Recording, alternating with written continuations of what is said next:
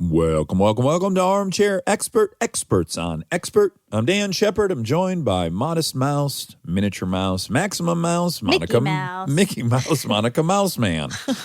Welcome to the program. Today we have a really great psychiatrist, Dr. Nina Vasan. Nina is an American psychiatrist. She's a clinical assistant professor in the Department of Psychiatry and Behavioral Sciences at Stanford University School of Medicine. And I don't want to spoil, but I will. She invited us to come lecture at Stanford. Yeah, so it would appear that we're going to be professors at Stanford, So thanks to Dr. Nina. She's the author of the Amazon #1 best-selling book, Do Good Well, Your Guide to Leadership, Action, and Innovation. So please enjoy Dr. Nina Vasan. We get support from Quince. So we've been talking about Quince a lot lately, and as we head into fall, it's the perfect time to reset your wardrobe with their amazing pieces. I think it's so fun to do when the seasons turn over to just spruce up your wardrobe with a couple specials, and Quince is the place. Totally. We're talking organic cotton, Mongolian cashmere, tailored chinos from just $60. Premium fit and quality you'd expect from a luxury brand designer. I love Quince. You know, I like it understated and subtle, and I like stuff that has high quality. And Quince checks all those boxes. I love a lot of stuff from Quince. Honestly, they have incredible premium denim, which is very important for fall. It's pretty much all I wear in the fall is denim. And Quince has such a good selection of quality denim. Their stuff is so versatile, timeless, and built to last that you just grab every single day without thinking. Right. And all of that for 50 to 80% less than similar brands. They go direct to ethical factories, cut out the middlemen, so you get all that quality without overpaying for it. We love that. And they do way more than clothes. They have bedding, cookware, bath essentials, travel must-haves, same deal, and great quality. Upgrade your everyday. Download the Quince app for app-exclusive offers or go to quince.com/dax. Get free shipping on your order and 365-day returns. Now available in Canada and the UK too. That's QUINCE.com/dax. We get support from Skims. Oh man, do I love Skims. I've been living in the Skims lightweight cotton collection all summer, and I have to tell you, getting dressed has become so easy. I just throw it on. It just feels right immediately, whether I'm grabbing coffee or I'm on the couch all day or I'm out, even going to dinner. The cotton is so lightweight and breathable, which in this heat is a non-negotiable. The cotton jersey t-shirt, I just need everyone to know about this one. This one hugs in all the right places. It's very soft and it still looks and fits the same after months of washing, which is very hard to do, I feel, with t-shirts. I've been wearing the black cotton jersey t-shirt with basically everything all summer long. It goes great with any patterned skirt or shorts or pants. I mean, anything truly. I believe that's probably my favorite piece from the cotton collection, but they also have great lightweight cotton thongs that are so comfortable and they're cute. That is a very hard mix to achieve, especially with undergarments. I feel if you can find some that are cute, but also comfortable and do the job, that is a win. And Skims has really figured that out with the lightweight cotton collection. Shop Skims cotton and all of my favorite pieces at skims.com. After you place your order, be sure to let them know we sent you. Select podcast in the survey and be sure to select Armchair Expert in the drop-down menu that follows. He's an armchair expert. He's an armchair expert. He's an armchair expert. Hello. Hi. Hello. Hi, I'm Nina Vasan. Nice to meet you. I'm admiring the art in the background. Oh, you. don't look too close. Oh, that wall is safe, actually. Monica has a beautiful collection of pervy artwork.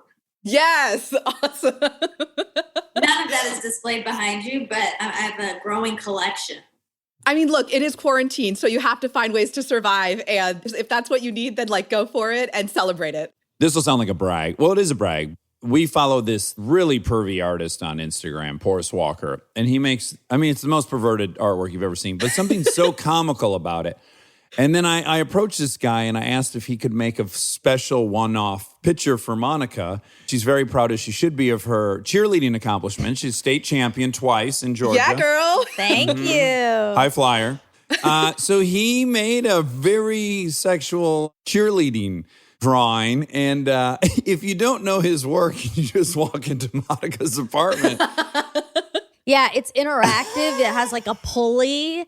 And there's a lot going on. Yep. That is, I mean, that's going all out. Should we show her? I'm a psychiatrist. I have seen everything. Oh, I like it. She comes down, she swallows the spotter into her body. That's amazing. I love that it moves. That's super cool. Yeah. It's very cool. That's not, when you go to like MoMA or Mocha or any of these name Fine a couple art. fine art institutions, you never get to pull something and then watch someone disappear in the painting. This is going to be in the MoMA one day now. Just wait. Now, Nina, you grew up in D.C. Yes, I was born in Washington, D.C. and grew up in a small town in West Virginia. And I've already sent Monica a fangirl email because one of my best friends, Mackenzie, has been listening to your podcast. It's fabulous. And I think in particular, so yeah, my parents are from Southern India. They moved here, I think like 45 years ago or so. I'm 35, so they've been here for a while. But like exactly what you talk about, Monica, about growing up as like the only brown girl in this town where like everyone else is different. And you talk so much about, feeling like an other. That is 100% how I felt growing up. And it's a really small town. And West Virginia is like the most white state in the entire country. My graduating class was 500. So there were like 2 or 3 per class, Right. And the way you talk about both, I think like identity as well as dating and sexuality and like beauty and all of that stuff. Just like literally, I've never heard anyone talk about that. And it so resonates, not only with what I experienced, but with like all my friends who are also like children of immigrants. So what I said to Monica Dax is like, what you are doing is so important. And for you guys both being in entertainment, right? Like it's so important to see people like you in entertainment because it really helps you understand yourself and who you are, how you show up in the world. And it really is like a humanitarian public service. Wow, thank you. I say it. Lovely. I'm so happy to hear that. That's so nice. I'm really going to take us on a tangent. Do you follow Mindy Kaling on Instagram? One, I want her to be my best friend. We've never met, but like all of her shows, I'm like, I think we should be best friends. She posted something the other day. It was a video of a little kid in India talking to her mom. She was saying, my sister is going to be such a beautiful bride. And she said, what about you? And she said, well, I'm too dark to be beautiful. Do you connect with that? Like, especially going around so many white people, it felt like you had to be as close to white as possible to meet the standard of beauty. Yeah. And I think, really all colonialized countries, every place I think where there was European colonialization, there's just this sense of like white equals beauty. And even on that spectrum, the closer you are to white, the more beautiful you are. And so I totally felt that growing up. And like Monica and I, right, like we're also darker skin color, right, than a lot of other Indian people. Thank and a lot God, of Indians, I'm so attracted to it. I remember when I was in high school, tanning beds were really big. Like all the girls like, oh, I'm going to a tanning bed. And someone even said to me like, you're so lucky you never need to tan. The deep irony of all this is like all the white kids want to be darker and then the brown kids want to be lighter. Everyone wants what they can't have. The binary options seem to be in childhood that either you did what Monica did, which is like you kind of rejected all things Indian, or you hang out with the one other Vietnamese kid and the one Korean kid and the one, like those seem to be, when everyone we've interviewed, it's one of those two options. I'm sure there's other options. Did you fall into either of those? I feel like this is a cop-out because I want to say one or the other, but I honestly felt like it wasn't quite bimodal. I think I actually got a little bit of both. And I'll tell you why. In our small town, so the town I grew up in is to 10,000 people. And there were a few Indian immigrants and folks from the whole, I guess, like South Asian diaspora. And what I think was interesting about where I grew up is that we had such few people that if you were dark, that meant that you were like in the community. And so there actually was, like in Mindy Kaling's show, you see that there's this like Indian community. And so every week, or especially like on like Friday or Saturday nights, you would go to a different Indian person's house and the kids would all play in the basement and the dads would sit together and the moms would sit together. And there actually was a community, and like Holi and Diwali are the kind of like the two big festivities throughout the year. There would always be a big party for one of those. And so It's almost like you would turn on being Indian and turn it off. Yeah, in school, like, junior high, high school, it was completely trying to blend in and be just like everyone else. I remember I wore dresses all the time and I never had jeans. And in 7th grade, according to my mom, I actually went home and cried because everyone else had jeans and I didn't have a pair of jeans. And so my mom went to our mall and like went to the Gap or probably the Gap or Aeropostale and bought me a pair of jeans. But even then, I only had one pair of jeans, never more than that. And even now, I only have one pair of jeans. But I say it because it's like when you're surrounded by everyone else, it is wanting to be just like them. And if you look at stages of development, especially when you're a teenager, all teenagers just want to fit in and be like everyone else, right? Yeah. So I think that when I was a teenager, I was just like the Indian stuff, kind of like, don't talk about that, just try to be like what everyone else is. But then because there was this tight-knit Indian community, which was, as I said, very small but powerful, when you were there, you could kind of like turn the Indian on and learn about things. And it was really interesting for me actually then going to college, because in college, if I wanted to only be friends with Indian people in my hometown, I would have had 2 friends, right? College was the first time where at Harvard, there were so many minorities, but there were also so many minority groups. In my mind growing up, Indian was Indian. When I got to college, it was like South Indian or Pakistani or Gujarati or, like my parents didn't speak Hindi. Most people in Northern India speak Hindi, but my parents were from Southern India. So people would come up to me speaking Hindi and I'm like, I have no clue what you're talking about. I don't know this language. And so it was just interesting because then at Harvard, where there was so many that you could actually like segregate into different subsections, it was a sense of belonging that I didn't identify with. And people would tell me like, oh, you're from the South, you're different from what we are. And I'm like, oh, but I thought Indian was Indian. Yeah. Well, that's just the nature of like in-group, out-group tribalism. Exactly. Even within an in-group, then there's another in-group and then another in-group and just keeps getting more and more isolated. It's very interesting. So I try to identify way too much with things I can't identify with. That's my Achilles. We were just talking with the amazing Surgeon General. Vivek Murthy. We worked together 12 years ago on the Obama campaign. So I've known Vivek for a long time. He's very lovely. Yeah, and I felt inclined, like they had such a shared experience and it's so obviously true. And then I also felt inclined to go like, hey, just so you know, even as a guy who was a bullseye of what in-group was, blue-eyed, blonde, tall, white dude, I had those fears too. Not to undermine yours, and they probably weren't nearly as bad, but I was like, do you realize it is a human condition to constantly fear exclusion? I think you're exactly right. It makes me just feel like adaptation, right? We all are where we are today because of generations and generations of adapting as humans. And whether that means adapting to different environments like the prairie versus the tundra versus, a city, or really being able to adapt to the different groups that you're in. And of course, now because of globalization, we feel it, much, much more than any generation in the past. That is how we survive. And that is a lot of what it means to be human, is to be able to go to different environments and show who you are with different groups. It's 100% a human condition entity. Now, when reading about you, and this is a compliment, I got exhausted. I was like, oh my goodness, this girl went as high as you could go in the Girl Scouts. Oh. You started a youth cancer movement that you got an award for. I mean, you did everything that could be done. And I immediately just thought, oh, wow. So in my own experience, I had a fantasy of what achievement was, what success was. And you were just racking up those achievements and that success. For me, all of it was pretty extrinsic. And these awards in general are kind of extrinsic. Was there any point in your life where you had like an existential crisis where you're like, oh, wow, I got all the awards. I went to all the schools. I did all the right stuff.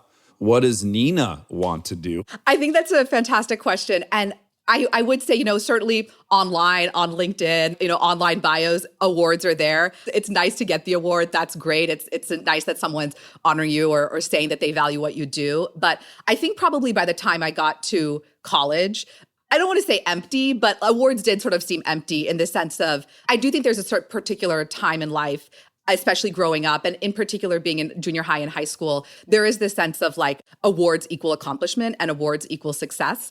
And ultimately, probably for your family, like Monica's, it just equals safety. At the end of the day, all the roads are leading to safety, which ironically is an internal job, right?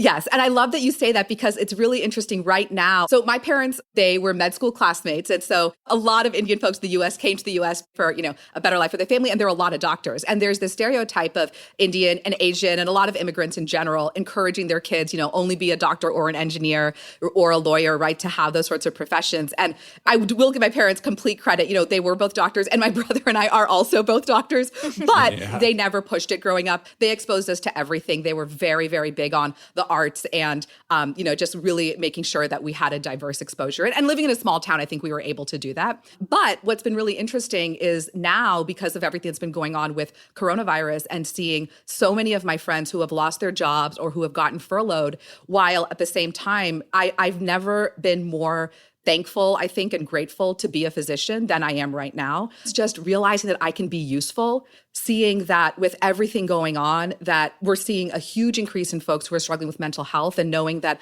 I can continue my profession and continue helping people at a time where we as a country or world are struggling, more than we ever have in our lifetimes. And I have to say, I've even seen friends actually who are reconsidering their jobs, right? Who were, here in Silicon Valley, there's so many folks who are working for these sexy tech startups, but then it's really realizing at the end of the day, wait, what is this widget doing? Is it something that is adding to humanity? Maybe not. Maybe I want to reconsider that. But I want to go back and answer your question. What does it mean then, right? And so I think that when I was in medical school, I struggled with depression. And this is something that, it's funny because you talk about, if you look online, you see all these things. I guess probably about 10 years ago, I changed my LinkedIn to specifically say that I had struggled with depression. And I very purposely, in anything, whenever I'm speaking and someone wants a one paragraph bio sketch of who I am, I very purposely include in there that I struggled with depression and that I ended up becoming interested in mental health professionally because of my own experience. Mm-hmm. And I do that because I think people see that, right? People see all these awards and they see Harvard, you must be really successful. And those are some metrics of success, right? But there are a ton of other metrics of success. And this is going to sound a little corny, but I'm going to have to say it. If I really think of what I'm most proud of in, the last 35 years, it is having dealt with depression and having overcome depression and being in a place where today I can talk about it openly and share that with other people. And it was the hardest thing I've ever had to do, is the thing that I'm most proud of. And now, I'll tell you now, I'm struggling with anxiety right now. And I know that I will be able to say, in a few weeks or a few months, that I feel very proud of having dealt with anxiety at this incredibly difficult time and overcome it. Yeah. In America in particular, we have this paradigm that's still kind of valuing something and measuring ourselves in a way that doesn't seem super appropriate anymore.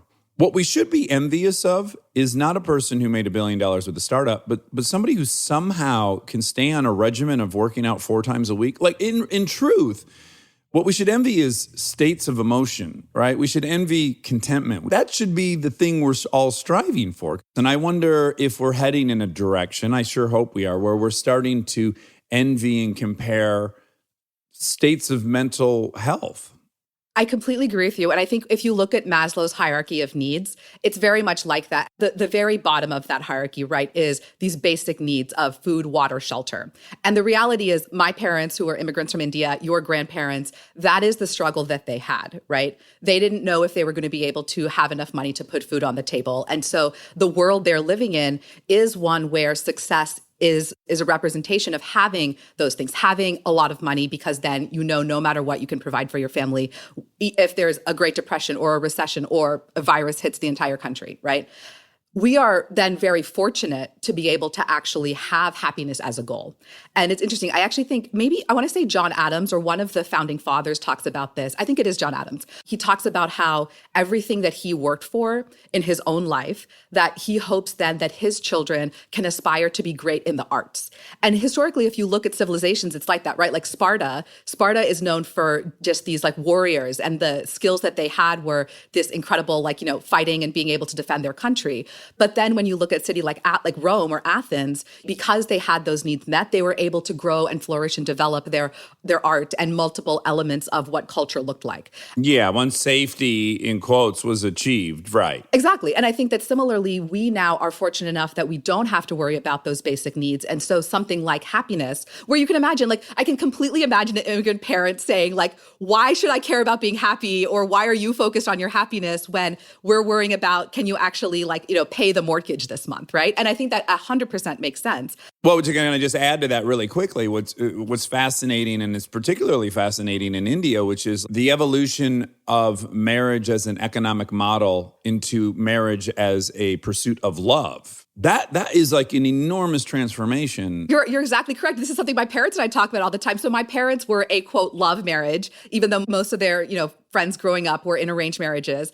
And I'm single right now, and I'm trying to talk to my parents about dating. And Monica is helping me out here because everything Monica is doing is helping me talk to my parents about my own dating experience. So thank you, Monica. Are you sexting like I had to do? I can imagine you have the same warped thing Monica has because she didn't look like the white cheerleader. You guys are both so fucking hot, round features galore, beautiful eyes, nice lips. I just hope you know you're a hot piece of real estate when you're out there in the field. I hear you say that. I do not believe it. And it truly is like just years and years of feeling different and not seeing yourself represented on TV or not seeing any version of beauty that looks like you. I thank you for saying that. I really appreciate it. No. Nina, what you have to do, I don't know if you've listened to this episode yet, but we had a hypnotist on and I got hypnotized. Armchair Expert, not Monica and Just Love Boys, just to be clear. Expert. And I got hypnotized during that episode. And what my goal was to look in the mirror and like the image. Not like the person, because I feel pretty confident in that, but physical image to like that. So you need to get hypnotized. I kind of worked, I think. Well, if I had to say like a percentage, I'd say it worked like 40% for her. It helped. The point he makes, which is so true, is that nobody looks like you.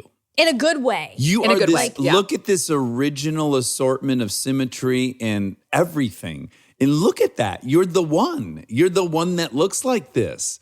And I was watching him beautiful. Tell that to Monica, and I was like, yeah, look at her, man. I don't know anyone that looks like her. The way it all comes together, it's just so fantastic. But you have to channel it, right? Because when you hear him say, you don't look like anyone, it's like, I know, that's what I don't like. That's the thing I'm trying to fix. Like, that's the part that's bad. And then you have to, put it through a new picture frame and say like, and that's a good thing that you're unique and whatever. Which it is. No, you're absolutely right. And even, everyone talks about arranged marriages in India, but if you look back, it was the same thing in Europe 500 years ago too, right? Mm-hmm. Marriage was very much this transaction. And when it's like, Nina, why are you still single? What's going on? Like, can't you just find someone and get married? This isn't very hard. I think my parents view it very much as this like thing that you can just do. And emotion and love is, and love is a part of it, right? Because again, they were in love when they got married. But when I talk about wanting to find, my person or something like that, there's this sense of this should just be like an equation. And can I say that I've come out on the other side where I actually kind of agree with them in a way? I want to add one thing too. Forget arranged. Even when it wasn't arranged, women in the 70s had to make a choice because they didn't have economic independence. Theirs was still an economic arrangement, even though it wasn't set up by their parents. So even when you had choice, it still was an economic proposition. The man was going to be gone 60 hours a week, so he couldn't raise kids. He needs someone to raise his kids. The woman's not going to have a job to earn any money, so she needs someone to earn money. So even in America, still an economic endeavor up until 40 years ago. Anywho, we've been fucked by love in movies, and I will say, I do think we've overcorrected from the 50s, and now I do think it's relevant to walk it back a little bit. Right. Yeah. No, and I'm with you. I don't have that, romantic comedy vision of that's what I want to see. That's definitely not the case. But I also do think that in terms of, what our relationships look like today are very different, right? To your point of in the 70s, it's still this gender dynamic of, men providing and women taking care and raising children. And what I want in a partnership, what I want in over the course of the next 50 years of my life, I think is different. And so, and in particular, my parents' marriage, for example, and I think for all kids, what you see in your parents, that's your vision of what a relationship is supposed to look like, right? And the only additional data points you get, maybe you get a little from friends, family, cousins, things like that, and then you see what you see on TV and in movies. But the overwhelming majority, like 80% of your data points, are coming from the relationship that you watched as you were growing up. And so I think that does impact then what you end up looking for or what you think is right or wrong for you. Yeah, I think it's very interesting because it depends also on how you're looking at the paradigm in general. So I wanted separation, being Indian and all of that stuff. I wanted so much separation. So the marriage that I saw in front of me was very practical. And I was like, no, and that's not what I want, because I don't want anything to do with any of this. So that must be wrong.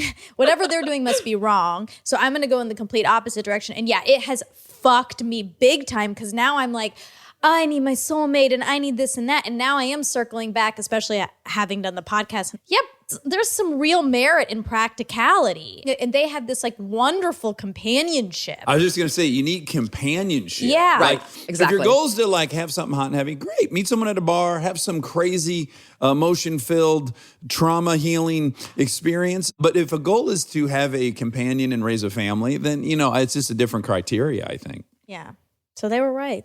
They're always right. They're always, all They roads are lead back to always they're right. That is what I have learned. What I've learned is there are a lot of times I think my parents are wrong, but really it's on me. And maybe it's 5 minutes later or 5 years later or 20 years later, but they are always right. Okay, so as we collectively aspire to happiness, fulfillment, all these states of being, what are the cornerstones as you see it? Because you have an actual lab at Stanford, the Brainstorm Lab for Mental Health Innovation. What are the goals you guys planted flags in? So Brainstorm is the Stanford Lab for Mental Health Innovation. And at the end of the day, there are two really big things that we're looking at. And I'll tell you actually something that I say when I speak about mental health, which is that mental health is the greatest thief of human potential today. And I say that as a very overarching statement, as well as a call to action for everything that I'm doing personally, everything that our lab is doing. So I'll give you some statistics. And I won't do too many statistics, but I am an academic, so I'll throw some statistics out there. We love numbers. Worldwide, if you look at someone who is struggling with severe mental illness, they live 25 years less than the average person. 25 years. Now, if you look at all the countries in the world and we line them up in terms of average life expectancy, if you look at the best country and the least country, you'll see something like 25 years. It might even be better than that. So to say that someone who has severe mental illness in today's society lives 25 years less, that's astronomical, okay? Yeah. And the thing is, it doesn't need to be that way, right? When we think about mental health, we do actually have amazing treatments that work for people. And, a lot of what I do, I think, as a psychiatrist and as someone who's, really trying to be public facing is there are enormous misconceptions and misunderstandings about mental health. I think more than any field of medicine I've ever encountered, that people have the wrong understanding. And these, like, if we talk about fake news, there's a lot of fake news about mental health, right? And so the way people understand and conceptualize it, I think, is inaccurate. And so something that's important to me is to really fix those inaccuracies. What do you think the prevailing myth is that you would debunk? First of all, that treatments don't work. And so if you there's this sense of if you have something with mental health, that there's no hope of getting better and that you have to take care of it yourself and suck it up and, do something internally and things will get better. That is absolutely not true. Medicine has phenomenal treatments that do work. And I think what happens is that everyone knows someone who went to therapy and didn't have a good experience, or took medication and had, their libido went down, or they gained a little weight. And so then there's this sense of like, oh, my N of 1 says that mental health treatment doesn't work, therefore I'm never going to try anything. And that's completely false. Can I add, as someone who's been in AA for 15 years, I get so bored with someone going like, oh, my uncle did AA, it didn't work. And I'm like, well, it didn't work. I'm 15 years sober. How can you look at me and say it didn't work? But yeah, that kind of anecdotal one person's bad experience, the exception to the rule becomes... Exactly. And the thing is, if you look at the medication, so I'm a psychiatrist, and there's also a big misunderstanding. I think that there are a lot of different professional fields in mental health. So we have mental health counselors and psychologists, and I'm a psychiatrist. And so as a psychiatrist, I'm a medical doctor. And what that means is that in addition to looking at what psychologists look at, talk therapy and the psychological and behavioral element of health, we also look at the biological element of health. And the way that we think and conceptualize mental health, the word we use is biopsychosocial. So when we think about why mental illness occurs, right, from struggling with alcohol to anxiety to depression, PTSD, anything. So why it occurs is a combination of biological, psychological, and environmental factors. Biologically, what that means is our genes, our DNA, right? Like if your mom struggled with addiction, the likelihood of you struggling with addiction goes way up, right? So literally what is coded in our DNA, as well as neurochemicals and hormones. And, the brain is one big, it's like a lot of electricity and magnetism that kind of goes into the brain. All of that is what makes up the biological component. Right. Then the psychological is really how we talk to ourselves, how we cope with things. And I think of it as like this internal monologue that you have around what's going on, and kind of this combination of your thoughts, your behaviors, and your actions and how they all fit together. That's the psychological element. And then social really means a mix of a few things. It's historical and environmental. So historically, if you, and you had Nadine Burke-Harris, right? Historically, if you were exposed to childhood trauma, then what your health looks like is different for the rest of your life because of that historical element. What you're telling us that's new, which is fascinating, is we are both very aware of the biological component. Like I might have a genetic predisposition to be an addict. And then my environment will probably accentuate that or not. If I grew up around other addicts, blah, blah, blah. But the psychological component, I don't think we've had anyone that's talked about that. Like how your thoughts interact with then your actions is, fun. Absolutely. The environmental is a mix of history and your current environment, right? So for example, right now, everyone is anxious, right? Because the environment that we're living in right now is unlike anything we've ever lived in before. And so when we think about mental health, we think of everyone as being on a spectrum from wellness to illness. Break that down, like depression. You're on a spectrum of depression from, major depressive disorder at one end to like right before the edge being like a little bit, having irritable. A little bit, maybe a little bit irritable, right? All the way until good. A little bit of bad sleep, a little bit of irritability. Exactly. A little bit of bad sleep, right? So at any given point in time, you're somewhere on that spectrum. And where you are on that spectrum is a combination of the biological, psychological, and environmental issues.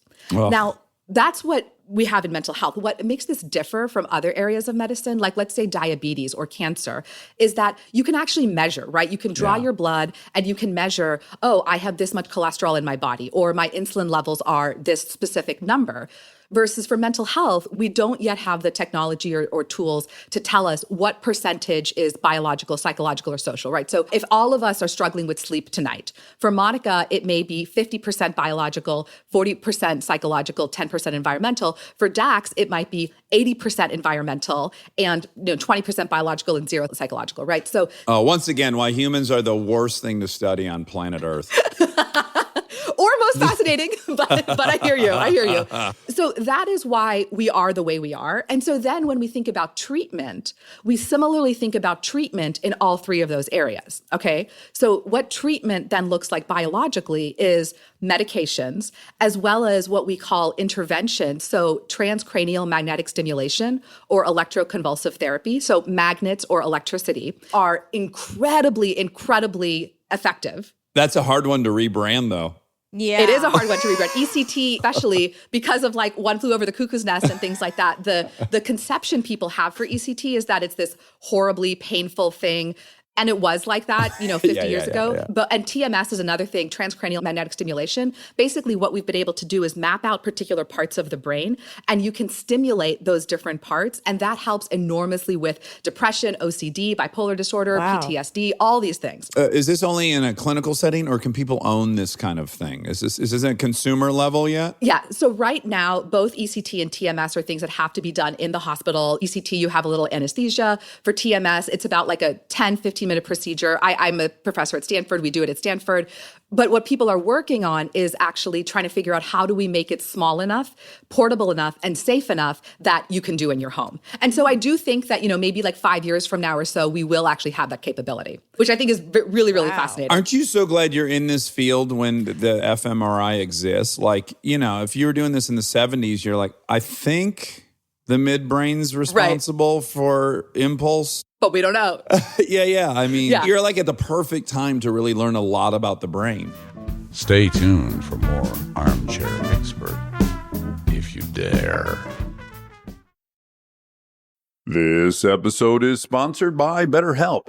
You've heard us talk about BetterHelp for a while, but I don't know that we've ever talked about how much people love this service when they use it. BetterHelp has an average live therapy session rating of 4.9 out of 5 based on over 1.7 million client session reviews. And you can check out the reviews yourself at betterhelp.com/reviews to see how much they love BetterHelp. Knowing that kind of service feedback from real people speaks for itself. I'm a huge proponent of therapy, as we've talked about before. I've learned so many things about myself that I believe truly only an outside objective person could help me come to. BetterHelp makes it easy to get started. Answer a few questions, get matched with a therapist based on your needs, and switch therapists at any time if it's not the right fit. See the reviews, see what stands out, and see if BetterHelp is right for you. Visit betterhelp.com/Dax. That's betterhelp.com/Dax. This podcast is brought to you by Squarespace.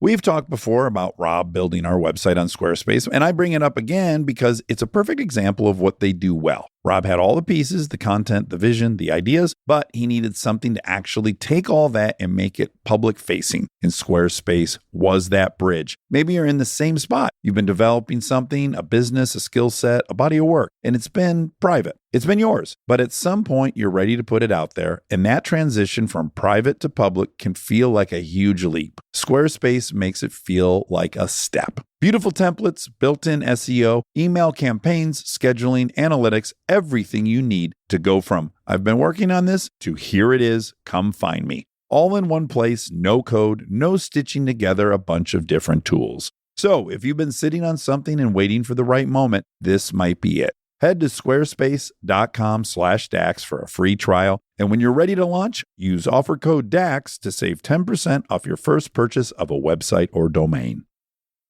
We get support from Apple Gift Card.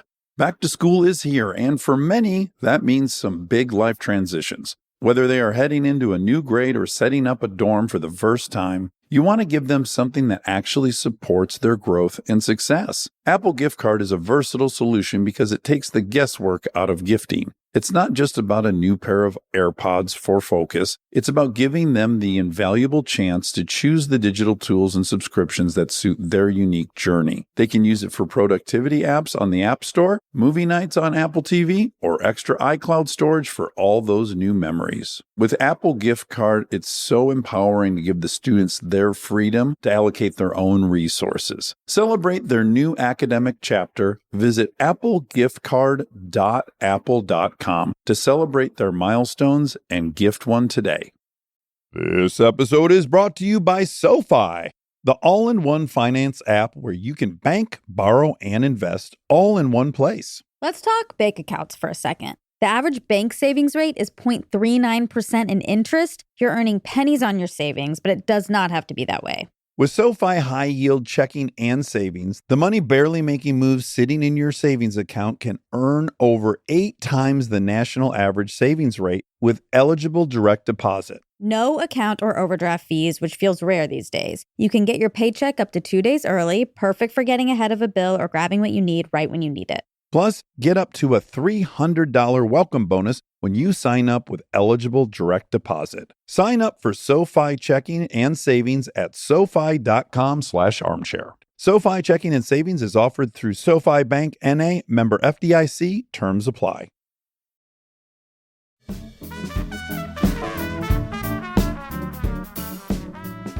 One of the things I say is that mental health is undergoing a renaissance. And I feel deeply fortunate that I'm at this stage of my career, which is really just starting my career. I think there are amazing transformations that are happening in mental health right now. Technology is really one of the biggest parts of that. And that's what we do in my lab, which I'll get to in a minute, but I want to go back and finish the psychological and social. So what is the biological element of disease? It's genetics, it's electricity, magnetism, neurochemicals, hormones. So that's what we treat with. That's what the medications do. That's what ECT and TMS does, is help with the biology, right? And then we have the psychology. So psychology treatments, psychological treatments are therapy, cognitive behavioral therapy, dialectical behavioral therapy, sometimes even just regular talk therapy alone. And I think what's important about therapy is like exercise, in that if someone just says, oh, I had a bad experience in therapy, that's like saying I had a bad experience in like running, and therefore I'm never going to do any exerrise again for the rest of my life. Right? Oh, yeah. You went to a bar and it was a terrible bar, and you're like, oh, bars are terrible. Exactly. And so when you think about therapy, there's so many elements of figuring out what the right type of therapy is for you. Is that CBT? Is it DBT? Is it acceptance and commitment therapy? And also then finding the right person to deliver it to you. So just like when you're exercising, you want to find that right coach or that right trainer. in the same way with therapy, you have to find that therapist who's the right fit for you. So that's where the psychological comes in. Then we have the environmental component. And that's really where all these elements of behavior like mindfulness and sleep and exercise, that's where those come in. And then even who do you have around you, right? Are you surrounding yourself with positive, uplifting people? Or are you surrounding yourself with people who are only talking about the negative? So really thinking about your environment and making environmental changes, numbers 1 and 2 for everyone, exercise and mindfulness. Those are the things that we have the absolute best evidence for of making an impact. It's actually almost ridiculous. Like every day, a new study comes out showing how exercise or mindfulness helps everything from mood, stress, anxiety, productivity, even length of life. Yeah, and we need that paradigm shift even in how we treat medical issues in this country, which is it's all symptom related, right? So huge billion-dollar campaigns against smoking. There's no billion-dollar campaign to encourage people to exercise, which in turn would probably alleviate a good portion of the downstream thing. Absolutely. And, in the UK, because they have a nationalized health system, before prescribing an antidepressant, if someone comes in with anxiety or depression, they'll say, go exercise for a few months and then come back, right? I always bring that up. In fact, I think they'll even pair you with like a trainer or I'm something. so glad you said it because he does say that all the time and I'm always like trying Scared. to fact check it and I can't. So this counts as my fact check. I promise Okay. it's true. Yeah. And when we think of another disease, like if you think about diabetes, right? It's like, what do you need to do? You need to change how you eat. You need to lose weight. You need to, really focus on things like exercise. And mental health is no different. And that's why what I love about mental health is when I say biopsychosocial, the reason why you are the way you are is not because of any one thing, right? It is a combination of all these factors. And so similarly, in order to get better, you can address it from all these different perspectives. It's a very interdisciplinary thing in terms of how you actually address mental health. That is an implicit hurdle with mental health, which is people like one thing. They don't like 12 things. They want, what should I do? Just stop eating sugar? Okay. Stop eating fat? Okay. Stop eating, it's a tough sell to say to people like, well, you need to monitor about 12 things. Well, first is I don't think you need to do 12 things at the same time. I say the 12 things because I think it's hopeful to know that if one thing isn't working, something else might work, right? If X medication isn't going to work, then therapy might work. Or if medications don't work, ECT is going to work. So there are a lot of options out there.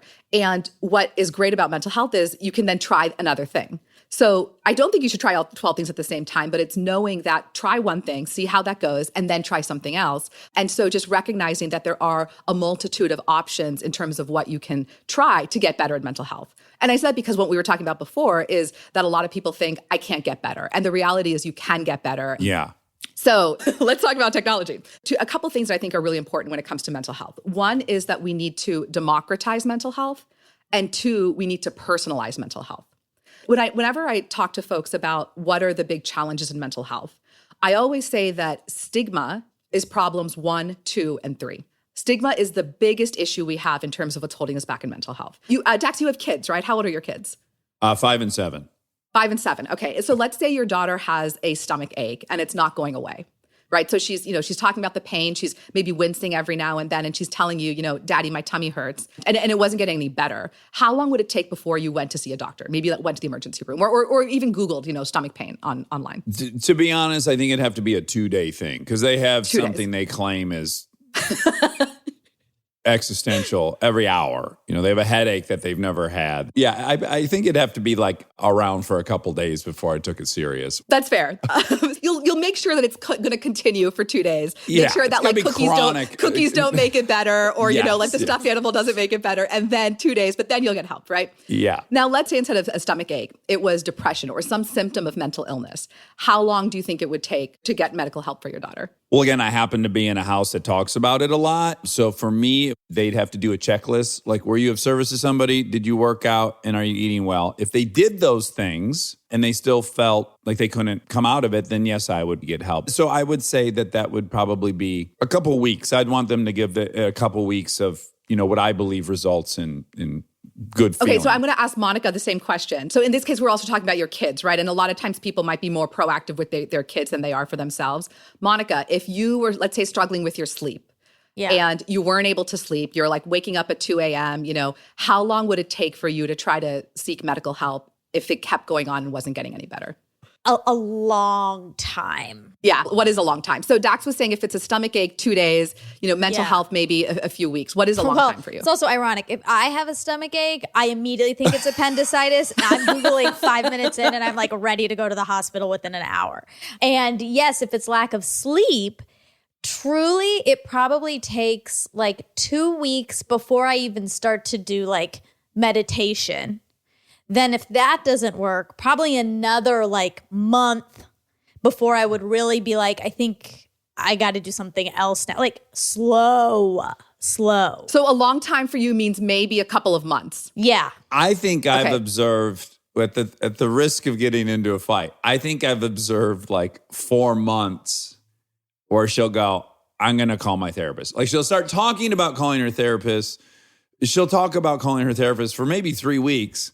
He also doesn't know every time I talk to my therapist. Well, I know every time because I've tapped her phone and I know every single thing about But yes.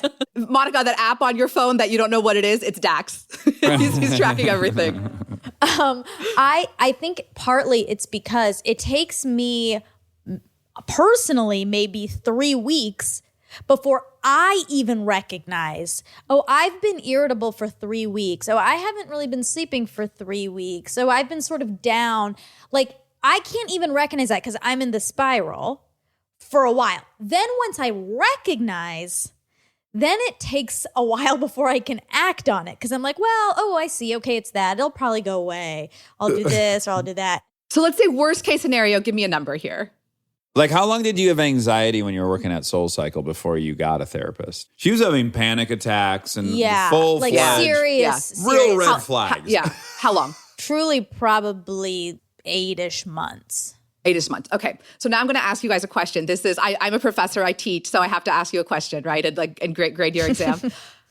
What do you think the average is in the United States if you have a symptom of mental illness and it's not going away? I think it's 5 years because I think ultimately for people, they'll start to have to confront the wreckage of that. So their marriage will go away, they'll get fired, their kids won't talk to them. Like I feel like people have to experience grave wreckage, and I think that takes years to accumulate. Yeah, I'd say 2 years. 11 years. Oh, great. My God. Oh, well, you can coast along in a marriage, I guess, for a decade. 11 years. Imagine telling a kid with cancer that we're going to, that like Go to the doctor you have to wait 11 in years to get treatment, right? 2031. And let me point out, that's just to actually go to a doctor. Then the issue with mental health, and especially for my field of psychiatry, there's such a supply and demand mismatch where the number of people who need help compared to the number of doctors out there who can provide that help and just the hours those doctors are working, huge supply and demand mismatch, right? So at Stanford, where I work, we have wait lists of, in some clinics, literally up to a year. That is a travesty that today we have to wait that long to get that sort of treatment. So 11 years to actually get help. Then once you know that you need that help, being able to actually get that help, that's where access comes in. So both there's a shortage of doctors, as well as then we have things like money, right? Like the payment side of things and insurance. So what this comes down to is 2 really, really big elements that I think are important, or maybe even let's say 3.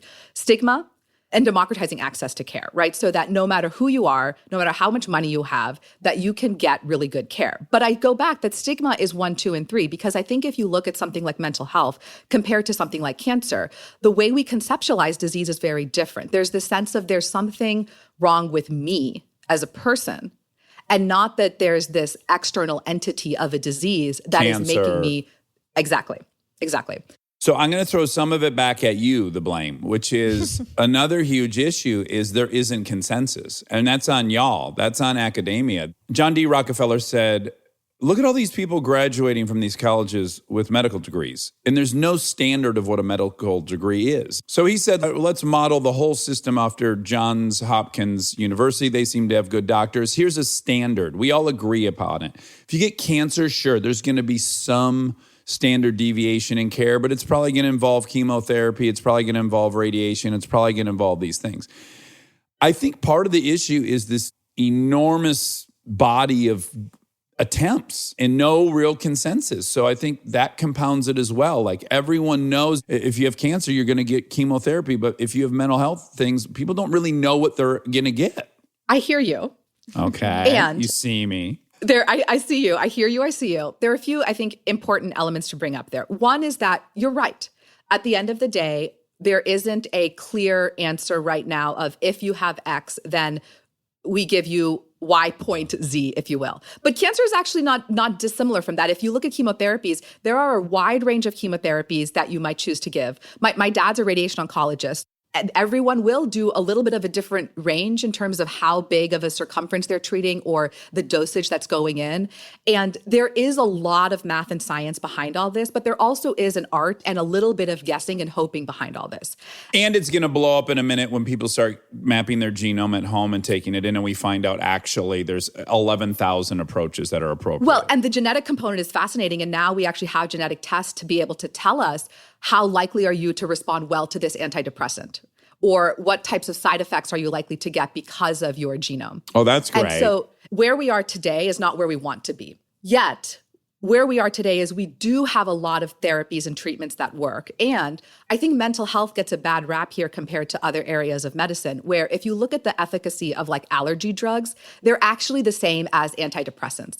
But the way people talk about it, because again, like maybe, if someone took the medication and it didn't work, 20 people say, oh, antidepressants don't work. If someone took an allergy medication and it doesn't work, you don't have that same story being told.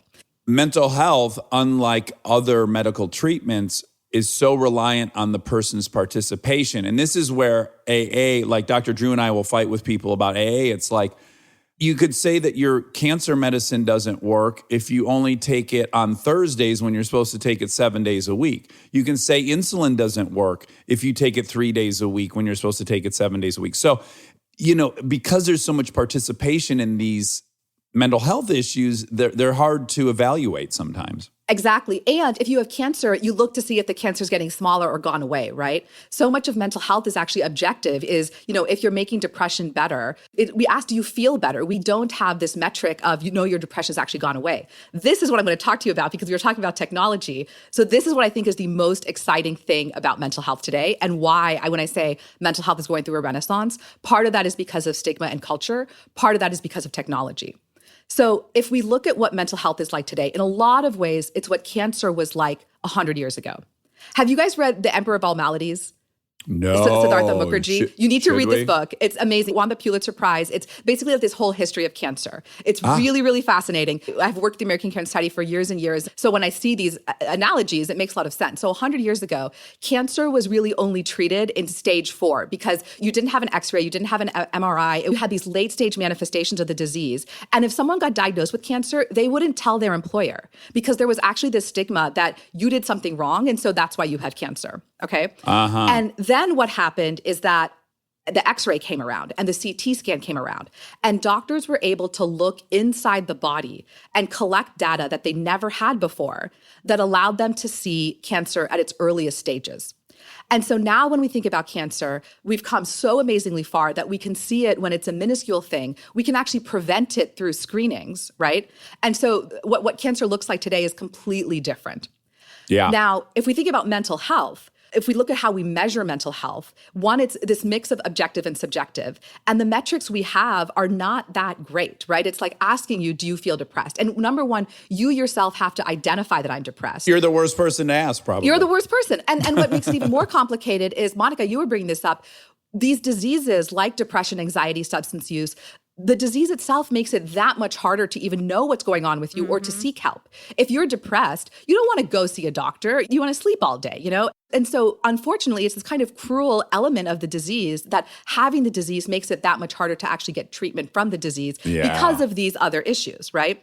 So when we think about mental health, part of it is measurement. What are we measuring in order to diagnose the disease? And how do we even see the disease, right? You don't ask someone, do you feel like you have cancer? Do you feel like you have diabetes? But we have to rely on if they feel like they're anxious or depressed, okay? So let me tell you what I think is the most exciting thing going on right now. It's called digital biomarkers. And move your hands around a little. What do you have with you like every moment of the day? My hands. Oh, your phone, your phone. Oh, we failed. That was odd. It was like a riddle. We love riddles. We love too. riddles. We did a bad job. That would be a good riddle. So if we look at the phone and smartphones, Smartphones are now able to measure elements of human behavior that we've never measured before. So if you look at everything from how fast you're typing, or the number of spelling mistakes you're making, or the geographic vicinity that you're walking around in throughout the day, these are all measurements of our behavior that can tell us how likely you are to be depressed or be anxious or have bipolar disorder. And so what's amazing about this is, first of all, like, when in the history of like human mankind has there been anything that we've actually had with us every moment of the day that can measure these things that we've never been able to measure before? Sleep is a great example. You know that everyone has sleep trackers on their phone, right? If you ask someone objectively, how well did you sleep or how long did you sleep? Then you compare it to those sleep trackers. There is almost like no correlation. Like we are very, very bad at People don't know estimating anything how well about we slept. themselves. we It's so don't know embarrassing. anything. Yeah. And that's just sleep. Sleep is a lot more objective than mood. So if you think about that, that's what makes technology is really exciting right now, is that now there are all these things we're going to be able to measure that can tell us much more objectively, like the blood test, you know, how likely is it that you are depressed or that you are anxious? And it's in the very, very early stages. So I give that caveat. But what we're starting to learn is things like the radius in terms of where you walk compared to where you are. When you're depressed, that goes down. Well, isolate, right? And this would be a very confusing moment for the AI, this quarantine. Right, exactly. So that's the issue. Right now, there's a lot of noise. And when we look at sensitivity and specificity, it's not exact, right? So maybe you're actually isolating because you're binge watching Mindy Kaling's new show. Maybe you're isolating because, you know, you're exhausted and you don't want to go out. So it's not there yet. But what it is there's all this new data, much like when CT scan came around, we could see things we never could see before. We could measure things we never could before. That's where mental health is right now, is that there are all these new metrics related to technology that tell us about the human condition, that tell us about our behaviors and our emotions. And that, I think, is what's going to be really exciting moving forward, because I do hope that now in a few years, we will be able to diagnose with much more accuracy. And you're not going to have to tell me if you're depressed. We'll actually have these measurements that will do that for us. Did you read Homo Deus? I think I have Sapiens somewhere here, actually. So Sapiens, right, is about where we came from. And then Homo Deus is about where we're going. And there's this fascinating part in there where Yuval's talking about that you will maybe one day be walking into a meeting at your work and your phone will say, hey, shut up in this meeting. Your cortisol levels are really high and your blood sugar's low. And the last time you were like this, you got in a fight with your boss, just mum's the word for this meeting. I was like, that is so fascinating. And then it opens up this really crazy ethical dilemma of who should that machine service, your experiential self or your narrative self? Like we have different selves, we have different objectives. It's so fascinating. And then my second question is, do you know Eric Topol? I feel like you guys should be working together because he's doing all this on a biological front with phones about health. Yeah. He's one of the first people who really entered this space. And I'll tell you a funny story. So I haven't met him yet, but my brother is a medical oncologist at Sloan Kettering in New York. And he published his first paper in Science and Nature a few months ago. Eric Topol tweeted him. And then I liked the tweet. And then Eric Topol, I think, like saw me for some reason and said like, oh, are you related to Nina Vasan, which is me?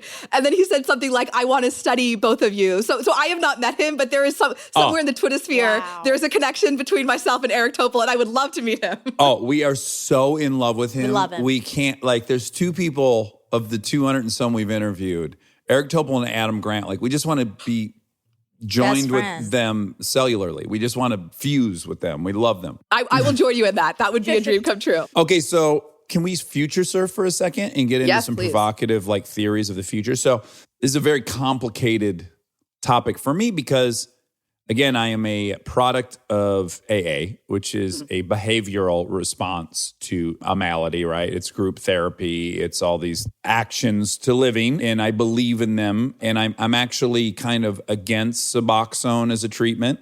Can you tell me why? Yes. Well, listen, I totally understand the argument from the other side, which is, A, we have a bunch of young people dying from opiate addiction, and we've got to curb that. And so, yes, that is a very good short-term cure for the death rate.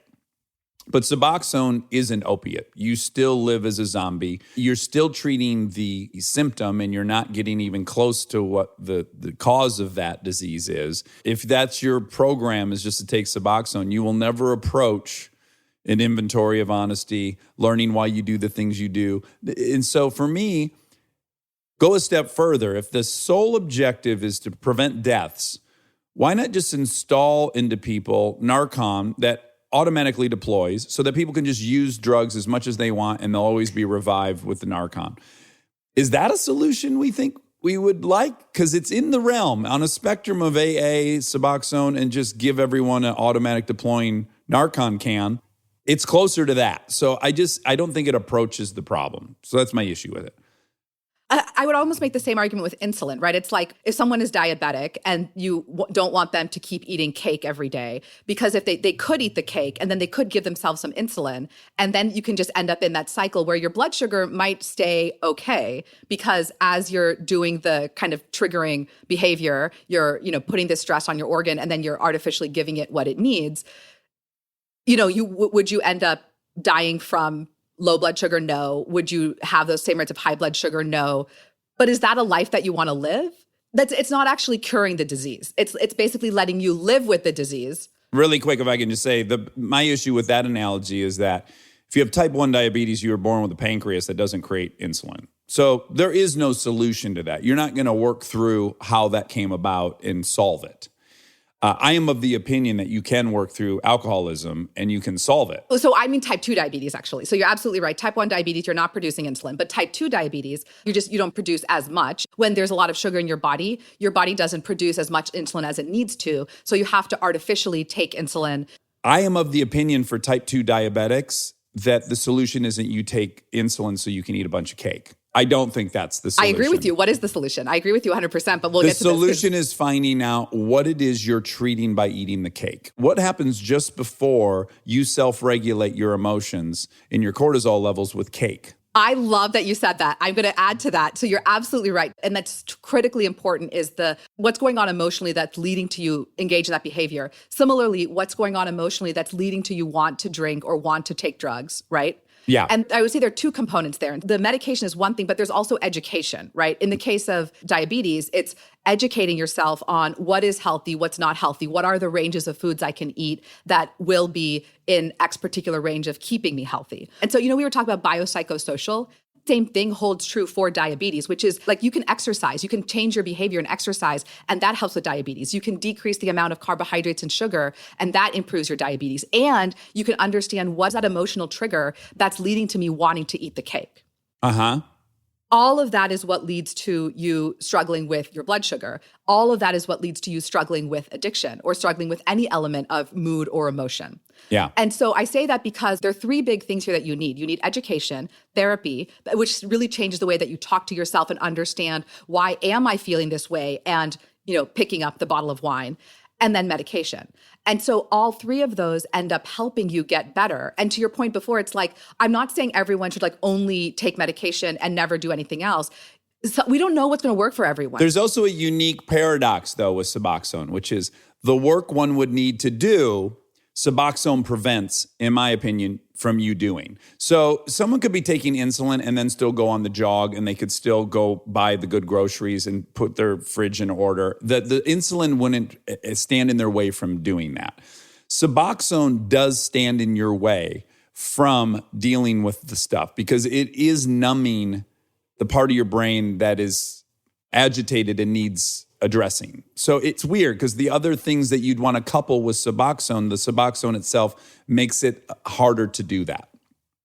Well, so what I would say to that is I don't think there's any one treatment. You should try multiple treatments. And I've had a number of patients where they come in and tell me, I don't want to do therapy. I only want to take medication. Or I never want to take medication. I only want to do therapy. Yeah. In reality, what we see is that if you start one, the likelihood of the other one being a lot more effective goes up tremendously. And then you add on to that, okay, I'm so depressed, I can't get out of bed. So I'm not going to go do mindfulness if I can't even get out of bed, right? Yeah. So maybe first I need that medication that's going to get me out of bed. And so it's stepwise, right? And just so you know my position, I am very pro medication for depression. I believe in SSRI inhibitors. I believe in that. Yeah. Suboxone itself is an opiate. So that's where it gets tricky for me. I'll bring up some other medications, naltrexone or antabuse, disulfiram. Antabuse is awesome. It's awesome. It doesn't get you high. It just is this great backstop for getting drunk. I love it. And naltrexone is a medication that decreases your alcohol cravings, or when you do drink alcohol, the joy you get is a little bit lower. So what we see when people take naltrexone is that they actually end up drinking less because they're not getting that same, the serotonin, dopamine, all of those, the neurotransmitters aren't working in the same way. The escape they want. Exactly. Yeah. So Suboxone is its own thing. The reason I mention this is it is important for whether it's alcohol or opiates or anything. And I grew up in a small town in West Virginia, and the number of my high school classmates who have struggled with or even overdosed from opiates is really, really heartbreaking. So I absolutely hear you on that. And like, this is a problem we need to solve. I get the parents of a 19-year-old that are like, yeah, man, whatever. They're not going to go to AA and figure out what in their child, whatever. They'll be alive. So I get it. Like, I understand the other point of view. I think AA is awesome, and medications are great too, is what I would say. Yeah, me too. Okay, so anyways, where I was going with that is so I'm conflicted because I have this kind of, I think you need to get to the root of your ailments, and I think sometimes buffering them with medication isn't always the greatest. But with all that said, I have to acknowledge that the world is heading in a direction, and it's not going to stop. There's nothing I'm going to say that's going to stop the direction it's heading. And the direction is getting further and further and further away from how we were designed to live. We are inhabiting a world that we were not designed to live in. We're not supposed to be traveling at 90 miles an hour on a highway. We're not supposed to be interacting with light at 10 p.m. the way we do. There's all these things we know that the hardware wasn't set up for it. And so it seems like we're going to have to make a leap at some point. And for me, it probably involves hooking your brain up to some electrode gizmo that's going to offset all the stress that this life we've inhabited. I see a utopian future where maybe we do have an instrument that keeps all of our levels at the right spot. And then within that lies some kind of ethical question. What do you think about that? I'm curious if you think about that machine, and if you think about what you want out of life or what life looks like. How do you kind of put that machine together with like the meaning of life, if you will? Right. So that's where it gets so complicated because, again, the story of my life, the narrative self is proud of hard work. It's proud of sacrifice. It's proud of service. It's proud of things that required great willpower and I didn't want to do, but then the result was positive, right? So that's tricky because that's what I'm proud of Dax Shepard for is those things. Now, my resting state of well-being might not reflect that at all. And my resting state of well-being might be happiest scrolling through Instagram, which is a bummer. And I don't think people should live a life on planet Earth where they stare at a screen all day. I don't think that's aspirational.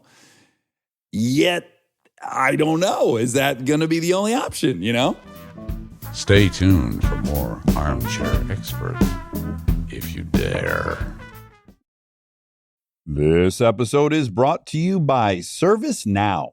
Look, I have my dream job. I get to talk to folks I admire like crazy and ask them virtually any question that I want to. I can't imagine a better way to spend my time. But even dream jobs have some not so dreamy parts, the stuff that gets in the way of the actual work. Now, that's where ServiceNow's AI specialists come in. They don't just tell you what you should do about your busy work. They actually do it, start to finish. Cases closed, requests handled, no extra work for you. So you and your team can focus on what matters most, which for me is, are they obsessed with male bodies on the same level as I am? They never are. To learn how to put AI to work for people, visit servicenow.com. We are supported by Arm & Hammer toothpaste. I feel like so many parts of our lives have gotten a little overcomplicated, including toothpaste. There's always some new ingredient, new promise, new thing you're supposed to suddenly care about. Arm & Hammer baking soda toothpaste keeps it simple. Powered by baking soda, a time-tested ingredient you already know and trust for a clean you can actually feel. It removes up to 3 times more plaque in hard-to-reach areas compared to a leading toothpaste, and it gently whitens. And if you hear baking soda and think, wait, is that gentle enough? Arm & Hammer is actually a less abrasive toothpaste, and it is designed to protect enamel. Myth busted. It's also the #1 dentist-recommended baking soda toothpaste. I am a broken record on Arm & Hammer toothpaste. I love it. I've been using it for years and years. My dad first introduced it to me, and I've never gone back. I've also gotten a lot of people on it. And once you go to Arm & Hammer, you won't regret it. My personal favorite is the Arm & Hammer Peroxicare toothpaste. It improves gum health while gently removing plaque and surface stains, but also just my mouth feels so clean after. They have so many. They have advanced white toothpaste, which is great. I also use that. Complete Care toothpaste. Everything is perfect. Try Arm & Hammer toothpaste to taste the difference. Feel the difference. Shop at your favorite retailer between August 2nd and August 15th to save $1.50. Arm & Hammer Baking Soda Toothpaste. Save $1.50 August 2nd through 15th. Living your best life means being extra where it counts and skipping the extra where you don't need it. Like in your cleaning products. That's where Seventh Generation comes in. Their bio-based cleaning power delivers a powerful clean with nothing extra in the bottle. Need a dish soap that cuts through the tough grease? A detergent that tackles the worst stains and odors? Seventh Generation handles it all without any dyes or artificial fragrances. Real clean doesn't have to come with a long list of add-ons.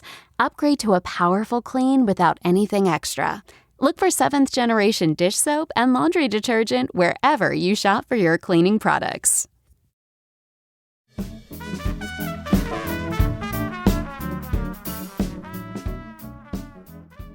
I agree with you 100%. I think that when we think about what brings you the greatest joy in life, when you're engaging with your family or with your community, when you're making an impact in the world, that's what we need. And today is even a really good point to think about what's going on right now. We're all in the middle of this quarantine. And yes, a lot of people are looking at their screens. And yet what we're seeing is the best of humanity come out.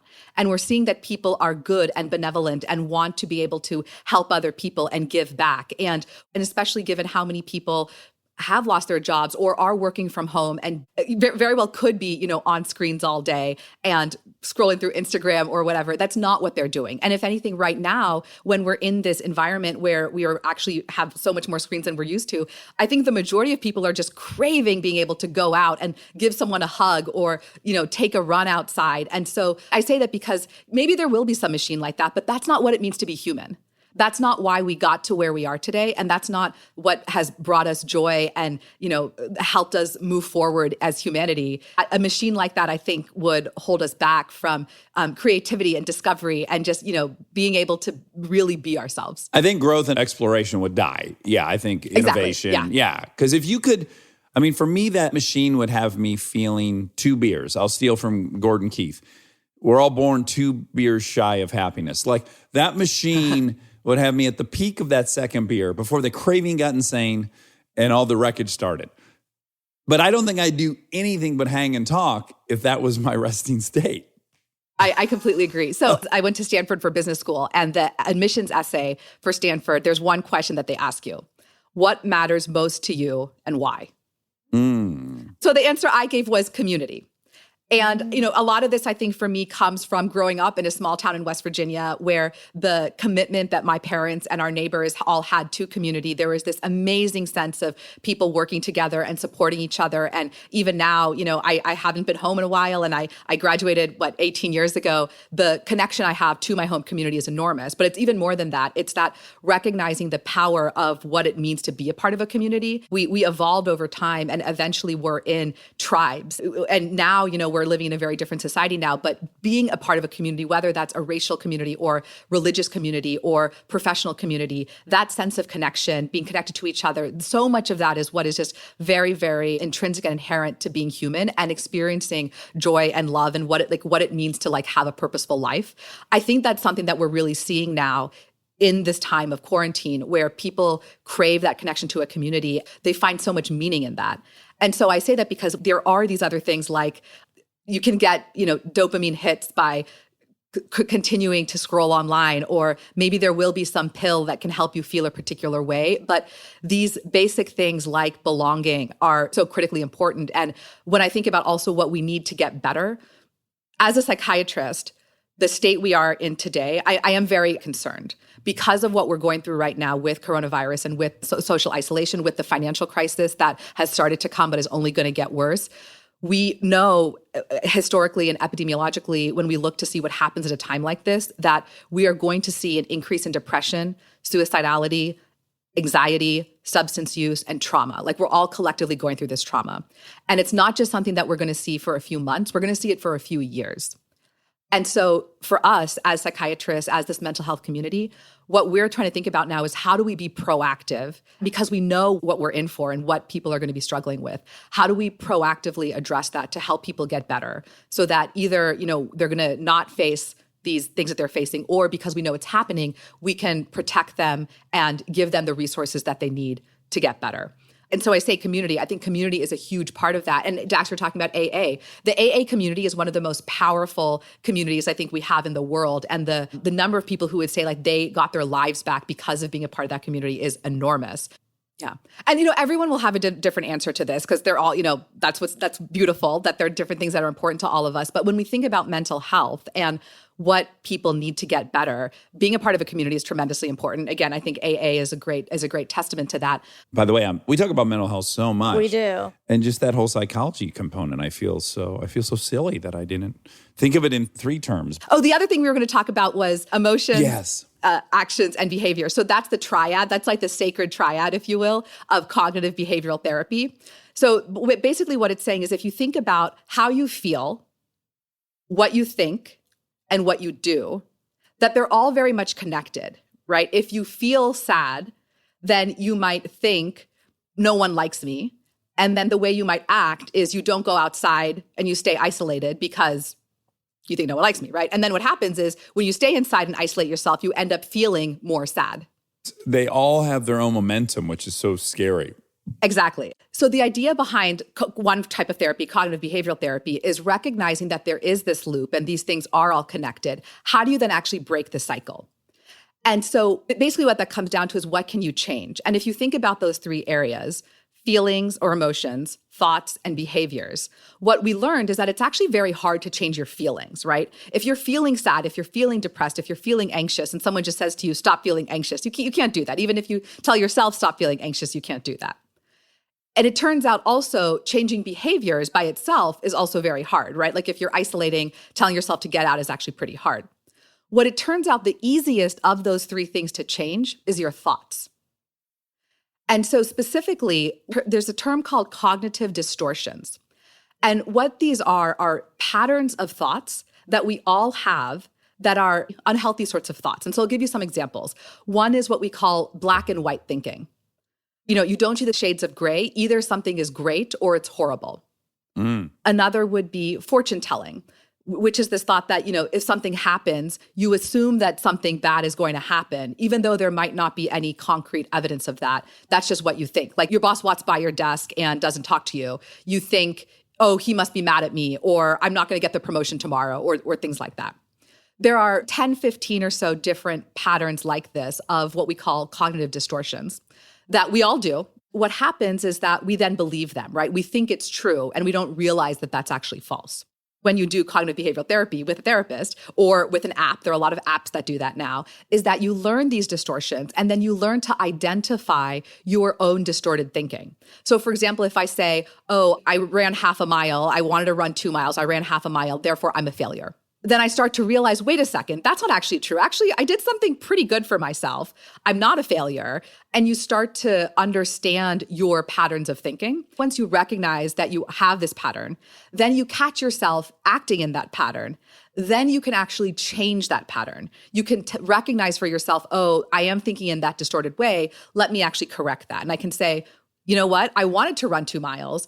I didn't get to my goal, but that doesn't mean I'm a complete failure because I did run those 0.5 miles and good for me. And so then what happens is then when you change your thought around that, I actually start to feel better, right? I don't feel like I'm a loser or a failure. I start to feel better. And then similarly, I might act of, okay, I'm going to go try again tomorrow because I feel better about what I've done. So that's actually the foundation of cognitive behavioral therapy, which is something that I think needs to be taught in schools. It's like, when we say like this should be put in the drinking water, cognitive behavioral therapy should be put in the drinking water. I think some schools are teaching it now, but it really should be a mandatory part of curriculum because this is something that whether you've had trauma or depression or substance use, even psychosis, there are forms of cognitive behavioral therapy that help people get better. This is all the psychological element of how are we talking to ourselves? How are we thinking? And then how are we acting as a result of that? That can be changed. And cognitive behavioral therapy does that really well. That's so interesting because it flies in the face of something I believe to be true, which is you can't think your way into behaving differently, but you can behave your way into thinking differently, which I really do believe that. But this kind of challenges that.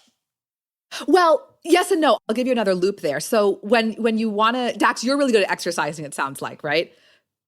Yes, that and other physical actions. Pick up my phone, call somebody I don't want to call, who wants my help or my counsel or whatever it is. Write a gratitude list. I can't think of things I'm grateful for. But if you give me the task to write a gratitude list, I know I have to write 5 things. I will think of them. And then by doing that, I actually reset my thinking. But again, it was the physical action that required me. But also there was a thought before you made the action that if I do this, I will feel better. So there was a thought involved. It wasn't just that you were blindly calling. Well, but most often, the reason I'm doing those things, I don't want to. I feel like shit. I don't want to do anything. I want to feel like a victim, and I want to feel like life sucks for me. And then this muscle memory through practice, which has become habitual, is fuck it, I feel like shit, just start doing it. Walk downstairs, get on the treadmill, then walk upstairs, write on the piece of paper, then pick up the phone and call somebody. Like, yes, I am thinking of it, but it's actually contrary action to what I want to do. Yeah. And the reason I bring up exercise is that everyone knows they should exercise, but most people or a lot of people don't do it. And what a lot of people have this sense of is I want to feel motivated. When I feel motivated, I'll go to the gym, or they want to feel like going to the gym, right? Because we've all had times where we felt motivated and then went and did something, right? Yeah. So you then keep waiting for that feeling or that thought of, I'm going to go do it, or that feeling. So what holds us back a lot of times from acting is that we're waiting for that motivation. We're waiting to feel a particular way before we act. We assume that there's this arrow, right? Like motivation, arrow, action. What we actually know is that about 90% of the time, and Monica, I know you're fact checking, so this is a good one. 90% of the time, it's actually the other way around, where taking the action leads to motivation. Right? So think about it. When you go to the gym, then once you get started, you can keep going. My big cheat, and I advise it to people, don't make a promise that you're going to the gym. Make a promise to yourself that you're going to put your workout clothes on and drive to the gym. That's all. You don't have to do anything beyond that. No one's not going to walk in. The hardest part is just getting in the fucking car and putting on the outfit. So everyone can put an outfit on and get in their car. Exactly. That behavior, when you actually engage in the behavior, then the feeling actually comes. And then, by the end of the workout, everyone feels great, right? You're like, oh, this was awesome. I want to do it again. But then the next day happens and you want to hit the snooze button, tell yourself, oh, I have too much work to do. I'll go tomorrow. So cognitive behavioral therapy is getting at that link between the thoughts, the actions, and the emotions. And at the same time, exactly what you're talking about is true, which is that it's much more likely that the action changes the feeling than the feeling leading to the action. This is specifically around motivation and action. And so what to me seems very inherent in the cognitive behavioral therapy approach is your conviction and your conclusion about your feeling needs to be challenged. You need to absolutely say, I might not know shit. I might be completely fucking wrong. All of us are completely fucking wrong all the time. And you have to start with the admission that we're all completely fucking wrong all the time. And you have to be diligent and try on other conclusions. Right. And feelings are such a good example of that. We have hundreds or thousands of feelings a day. We also have hundreds and thousands of thoughts a day. I don't know the exact number. Monica will look this up and tell us. Both thoughts and feelings, right? Throughout the day, if you're going to add it up, hundreds, maybe thousands. What's the likelihood of all of those being correct? Right. Even if you're IBM Blue, you're in the 90s, you're talking about several thousand conclusions being wrong. We were talking before about what's so hard about something like depression or anxiety versus something like cancer is that with cancer, you can see there's this external manifestation. When one is struggling with their mood or their emotions or their thoughts or any of these things, there's this sense of this is who I am, this is what I'm thinking. But then when you think something, it never crosses your mind, could my thoughts be wrong? Right? Or could a disease be impacting my thoughts? Yes.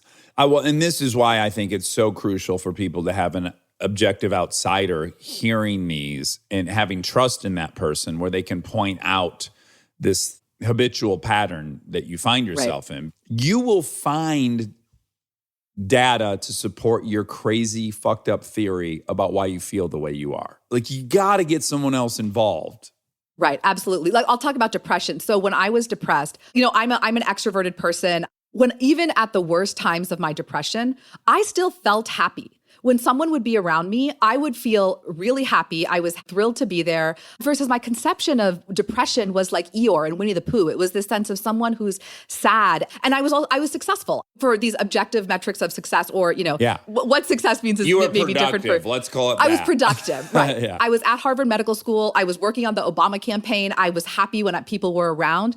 But then what was happening is I was tremendously procrastinating. When in terms of getting things done, it would take me hours and hours literally just to like read a page in a textbook. Yeah. But I didn't realize that I was depressed because that image of what depressed looked like was not how I was actually thinking or feeling. And when I think of what it looks like to be depressed, that wasn't me. I didn't have the sense of how can you be successful and how can you be happy and be depressed at the same time. So I knew there was something going on with me, right? There was something wrong, but it didn't seem like depression because there were these other things that I could convince myself, oh, it must be this or it must be that. And to your point, someone else is actually then able to see, and what was happening for me, I was canceling plans with friends. I love going out with people, but last minute I would cancel left and right. And so I would say something else is going on.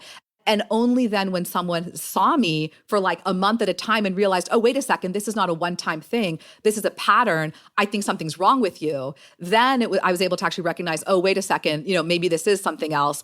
Like the classic measurement for depression is a scale called the PHQ-9. And this is something where if you think you're depressed, you can get online, Google depression scale, ask yourself these questions. There are 9 different questions. And what it comes down to is things like, how is your sleep? And do you feel like you're a failure? And all these things I was saying yes, yes, yes to. And, only then was I able to actually realize, oh, wait a second, that's depression. What's that test called again? PHQ-9. It stands for Patient Health Questionnaire 9. And there are 9 questions. What it asks you to do is think about the last 2 weeks of your life. How often did you feel a particular thing, one of these 9 things? What it starts to get at is the different symptoms. Another element is what we call psychomotor. So do you feel heavy and slow, like actually physically feel that? Or are you jittery and you're like moving around in all these different directions and you can't sit still? A symptom of depression. For your audience to know, there's this PHQ-9 for depression, as well as another scale for anxiety called the GAD-7, which stands for Generalized Anxiety Disorder 7. So that one has 7 questions. Both of these are on a scale of 0 to 3. Looking over the last 2 weeks, how often did you feel this? And what happens when you take that test is it tells you, number one, are you depressed? Yes or no? Are you anxious? Yes or no? But then where are you on that spectrum? Is it that you're severely depressed or severely anxious? Maybe you're somewhere in the middle. Maybe you're actually okay. And the reason why tests like this and measurements like this are so helpful is because it's really hard for us to tell for ourselves how we're doing. Someone else is much better able to actually see that. But a lot of people don't have someone there who can tell you, right? Yeah. If you're living by yourself, or especially now when you're isolated in quarantine, it's really hard for someone else to know that something's going on with you. So these questionnaires can be really helpful to you. And this is not a diagnosis, right? In order to get diagnosed, you need to see a doctor. If you take this scale, this test, the PHQ-9 or GAD-7, and see that you're moderately or severely anxious or depressed, that's a really, really good sign to go do something about it and get some help. I'm a little triggered that it's out of 3. I just got to say, everything should be 10. Any scale that doesn't go out of 10 do we learn nothing from the standard measurement system? I do like 10s. I agree with you. Actually, real 10. I'll tell you about the real 10s. So I'm a professor at Stanford and I teach 2 courses on mental health innovation. And actually, you guys should come and lecture at Stanford. Oh, we would love to be guests of Stanford. Yeah. Would you? That's the only way we'll get there. Yeah, unfortunately. Come and be a guest lecturer in my class next year. Once shelter in place ends and you can come in person, come and lecture in the class, talk about what you're doing. It would be awesome. Love it. Yeah. Done. So my lab is focused on innovation. What you're doing here is, really, really awesome. So you're going to come lecture at Stanford. That's number 1. Number 2, the first time I taught this course was 2 years ago. And Ariella was a student in my class. She was a senior at Stanford studying computer science and math. So really, really smart kid, right?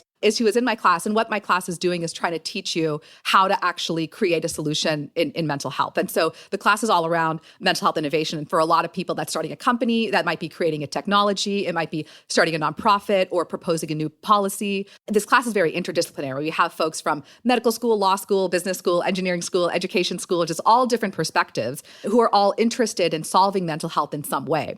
And so what I love about being a professor is that, these students are just brilliant and have great ideas ideas about, change that we need to make in the world. And Ariella was one of those students. She was one of the best students in the class by far, probably teacher's pet. And I know I probably shouldn't say that as a professor, but totally teacher's pet. So she was you. In junior high school, I did get teacher's pet, actually. Yeah. When we had those end of the year superlatives. I volunteer teacher's pet every year, but we'll say it was just 7th grade. Not when I was little. In elementary school, when we had parent-teacher conferences, I would always get in trouble because the teachers would say, she's nice and she's good in class, but she talks too much or she talks too loudly. So I always got in trouble because of that. I had some elementary school issues too. I stole someone's cookies and sand art. I got in trouble. I got in trouble as a little kid for sure because I love the stealing cookies. That's great. So Ariella had a friend who attempted suicide, and that really motivated her to try to understand more about the mental health care system and why is it so broken. And so that's what led to her creating Real. And so Real is basically this really innovative company that's trying to address mental health in a very different way. And so, I'm a psychiatrist. I'm in the healthcare system, and we know that the healthcare system is broken in terms of being able to deliver quality healthcare to everyone who needs it. And that's what Ariella is trying to do with Real. It's basically the idea is meet people where they are. That's the kind of value and philosophy behind it. And so what she's done is it's almost like Peloton for mental health, or if you think about, with exercise, right? You're trying to go to the gym. You have every option from having a one-on-one trainer all the way through doing, group classes, or even now you can watch videos online, right? And do these workouts when you're in your living room. That's basically what Real is doing for mental health. So they're offering this huge range of services so that regardless of what type of treatment you need, what type of therapy, with whom you want to do it in, whether you want groups or you want one-on-one, the whole offering is there for you. Real was and will be in person, but because of what happened then with coronavirus and recognizing that we're all at home, they created this whole digital platform to be able to offer treatments and therapies to people online. How cool. Everything from teletherapy, right? Like having those one-on-one sessions with these amazing therapists, but this whole range, including events and salons and what we call pathways. So the thing about mental health that I think that people find frustrating a little bit with therapy is that when you go into therapy, it almost feels like you enter this ether and you don't know what therapy is going to look like. You don't know what you're going to get. You don't know when you're going to get it. You just sort of go in and it's like you have to wait for your therapist to guide you. With Real, we've actually created what we call these pathways around particular issues you might have. So maybe it's, stress around being single during coronavirus, or maybe it's pleasure and sexuality, or, how to cope with depression, or how to talk to your partner. Like there are all these different issues that we end up having. And so Real actually offers you these customized pathways that are personalized for the actual issue that you're going through. So everything from, videos, therapists teach you different things, to activities, things like gratitude journaling, right? Or even like your own personalized meditation. And the reason why we're doing this is what we see with mental health is that there's a different solution for every single person, right? We don't all fit into this box. And just like with exercise, where we all want different things and we all need different things in order to get healthy, that's what Real's offering. It's not just like that standard one-on-one 45, 50-minute session with a therapist, which we do have, but we also have all these other things so that what we wanted to be able to do is democratize mental health so that no matter who you are, you would be able to afford treatment and get the actual right treatment for you. It's so crucial, because I think a lot of times when we're talking about mental health on this show, people are in their cars delivering pizza going like, that's awesome, rich people. That's cool that you can do that. I can't. So that's awesome. Real. How do people go there? Join-real.com. Instagram is @joinreal. I think all the social media handles are @joinreal. And Real's motto is what I love: celebrate therapy. I think that's really, really important because it's not just that we want to make it okay, right? It's not just that we want to take stigma away and say that, it's okay to get treatment for mental health. It's okay to go to therapy. We're taking it one step beyond that. No, it's a party. It's a party. I look forward to my Tuesday night AA meeting like I'm going out dancing. Truly. Right. And you feel so good about it, right? Like when you go to the gym, when you go to your AA meeting, you're taking care of yourself. You're doing something great for your health. Literally, it's like you get that gold star, right? Like you did a good thing for yourself. Yeah. And that's exactly the experience that we want everyone to be able to have of celebrating therapy and realizing I'm doing something good for myself, because we need to change the culture and dialogue around therapy and around mental health. It needs to not just be something that, there's something wrong with you. When someone's going to go see a personal trainer, right? You think that is someone who values their physical health and they're doing something good for themselves. Yeah. That's the same way that we need to think about therapy and mental health is I value myself, I value my mental well-being, and I celebrate that I am investing in myself and doing something about it. Well, Nina, we love you. We're going to see you again. We're going to connect you with Dr. Eric Topol. Yes. We are now professors at Stanford. Yes, Professor Dax, Professor Monica. Oh Yes. my God. And we can't wait to talk to you again. So thanks so much for your time. Yeah. Great talking to you. And now my favorite part of the show, the fact check with my soulmate, Monica Padman. Welcome to a no power fact check in the attic. God, I wish it was in the dark so it'd be spooky, but it's light. It's You don't like being spooked. Are you sure you'd like to? I don't, but I do. You know, Okay, it's a mixed message.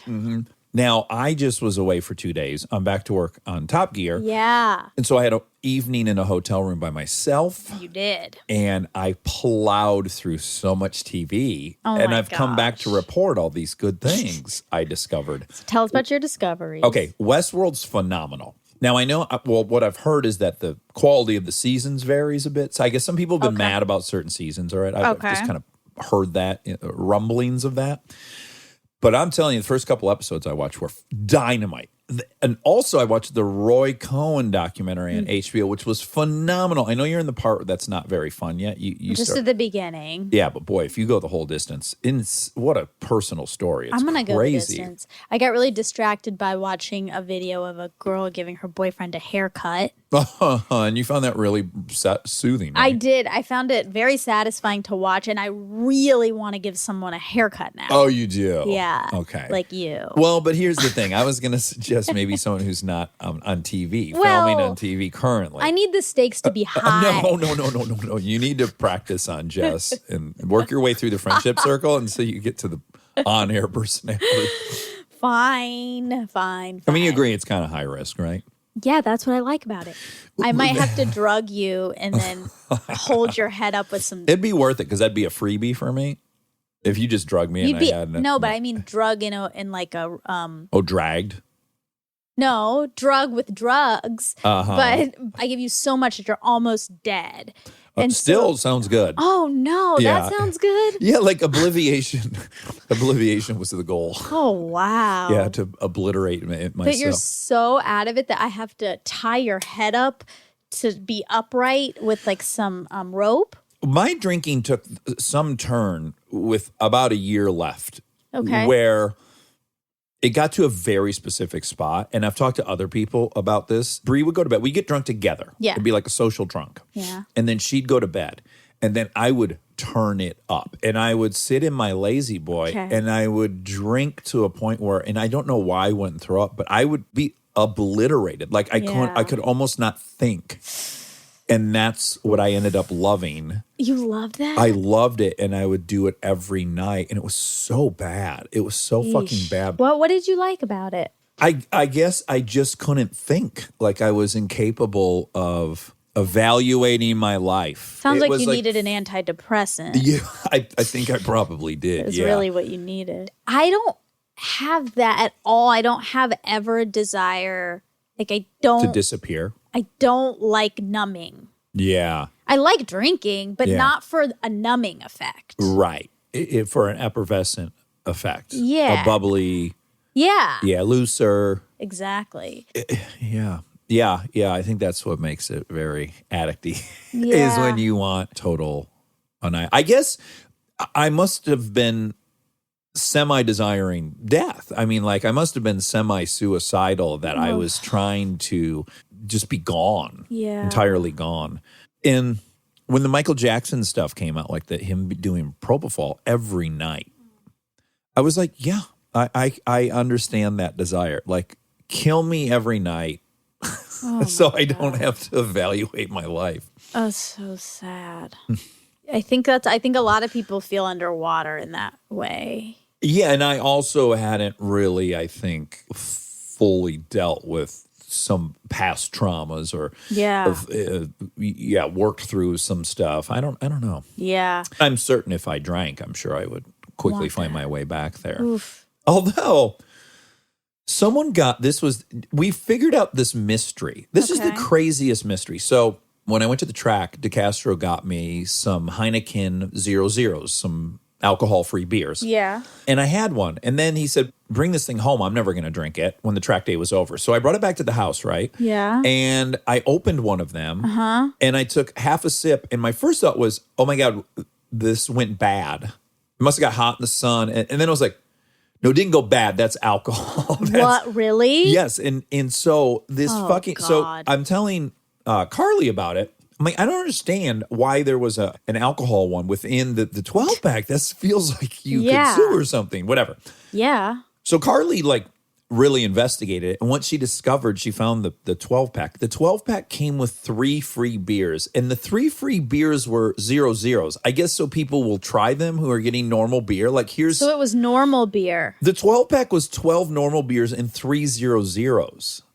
And on the fucking box, it says 0.0. Oh my God. It's so dicey. That's not safe at all. So you just happened to have one of the 3 non-alcoholic ones when you were at the track? Yes. Well, I assumed Castro opened up the top and grabbed what I guess was maybe the 3 bonus beers and put them in the cooler. And I had one at the track. Oh, wow. And then I brought the thing home. It was it said 0.0 on the 12-pack. Oof. But there was real beer inside. I mean, it makes total sense for them to try to get people interested in their 0.0 beers. Like, yeah, you're buying a 12-pack. Let me show you how good these alcohol-free ones taste. But don't put it on the package. Don't put it on the package. Yeah. Because you got to think of it went the other way. Like, I bet they were just locked into we got to introduce these beer drinkers who love beer and they don't want to get drunk during the day. Try these. That makes sense. Sure. They also need to but the really label them incredibly different and then don't label it 0.0 on the package. Oh boy. That's not great. Well, anywho, that's what Wait, what so was it hard for you to dump it out? No. It wasn't? No. It would be hard for me if I felt a buzz, then I'd be very scared. I don't know how I would dump it out. If I felt a buzz, I would probably need to maintain that buzz. Well, I don't know. It's all hypothetical. Yeah. I'm just, all it was a taste. Yeah. And I'm like, oh, that's bad. That turned bad. I'm like, no, I remember this. This is alcohol.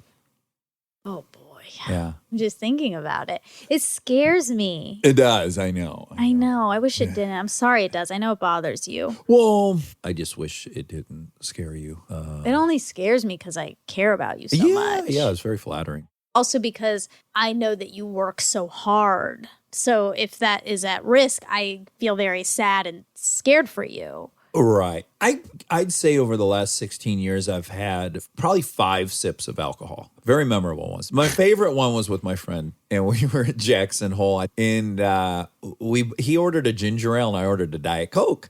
And then my Diet Coke had Jack Daniels in it. Oh. Yeah. It's not their problem. I love Heineken, and I love 0.0s, and people should try them. They're very delicious.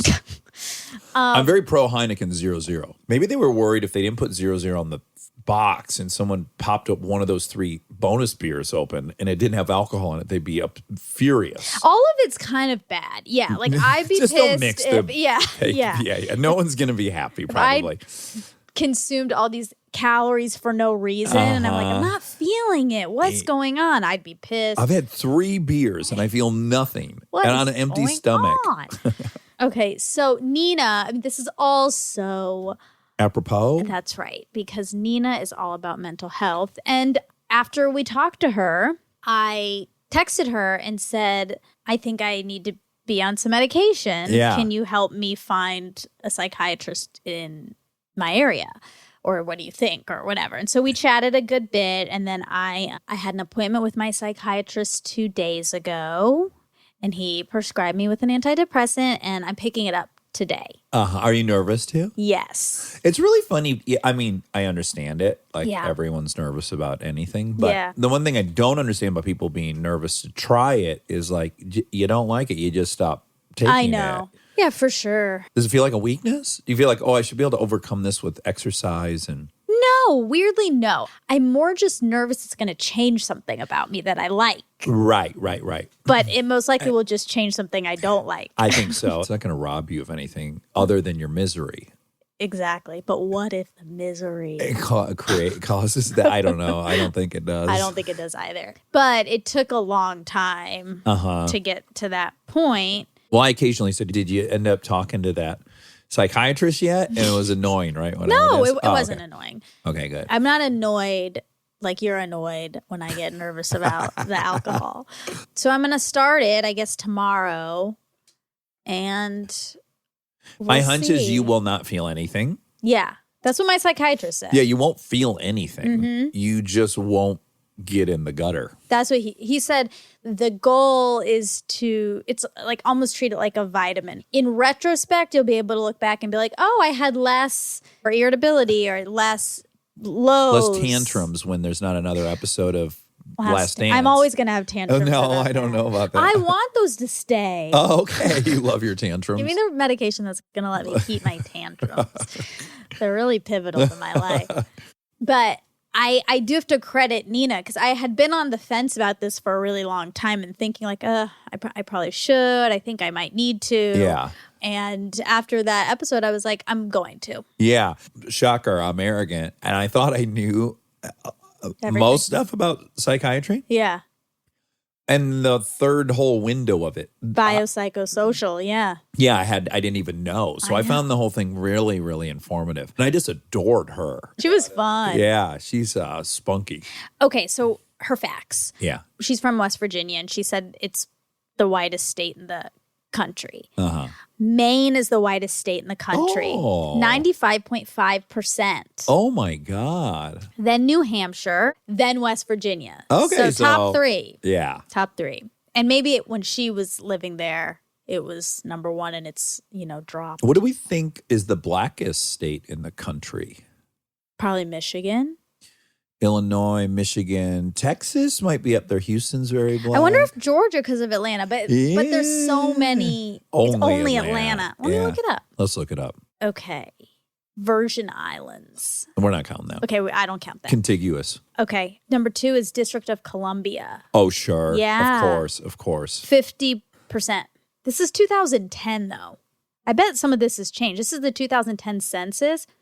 We'll get new census. So there's a big clue in there. That's number 2 or number 1? DC was number 2. Virgin Islands was number 1. Oh, so there's a good clue in there. So also DC has to have the highest urban versus rural population. There's no rural population in DC. Is there not? No, virtually not. It's really tiny, and there's a little bit of suburbs where the embassies are, but in general, the whole place is a city. That's why I think Illinois will be high up there. What's after DC? Mississippi. Sure. 37.3. 4 is Louisiana. And 5 is Georgia.